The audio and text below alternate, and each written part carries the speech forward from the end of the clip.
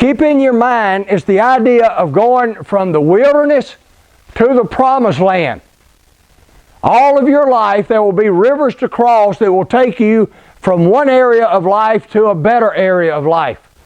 That will take you from the wilderness to the promised land.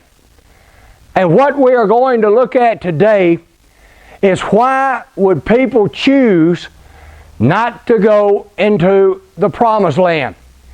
Why would they choose to stay where they are? And several things I want to point out to you.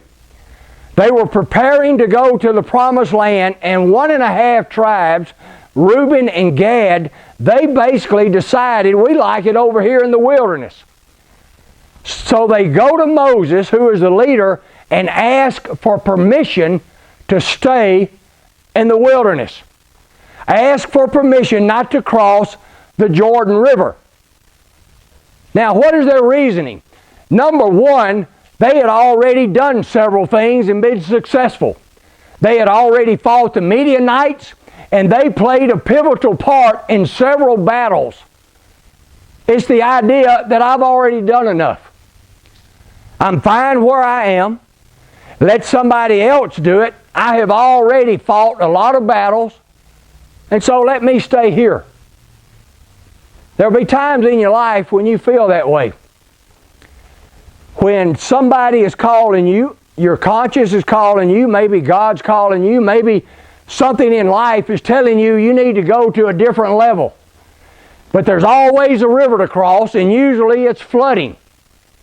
In other words, it's going to take time, energy, and effort to get across.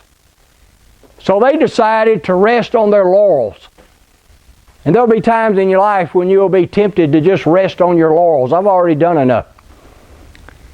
What else does it say about them? It says they had plenty of flocks and herds. Now that has to do with wealth in that day and time. And they could feed the flocks and herds in the wilderness. They could stay where they are and make a pretty good living. They had become comfortable. Some of you are too comfortable where you are. We talk in psychology that everything that is new is in the realm of chaos.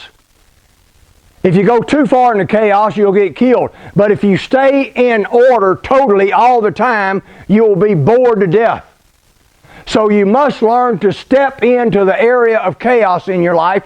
You must learn to step out of the area of being comfortable to step into a place where you're uncomfortable. And crossing the river is an uncomfortable place, especially when you have become comfortable where you are, especially when you have even done well where you are.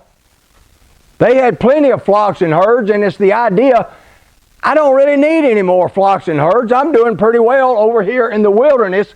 Why should I put out the time, energy, and effort to get an excellent education when I feel like I've got a mediocre education?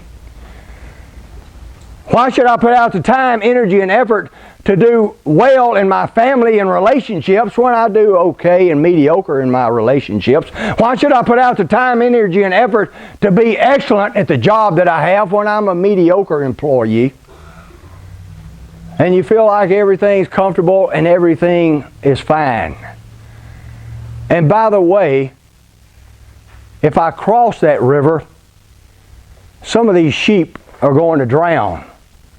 In other words, there's always a cost involved crossing the river. Many times we don't want to cross the river because we start calculating things are pretty well right here in the wilderness, and I'm not really sure I want to pay the price to go to the promised land. These people had it pretty well off. And you need to realize this.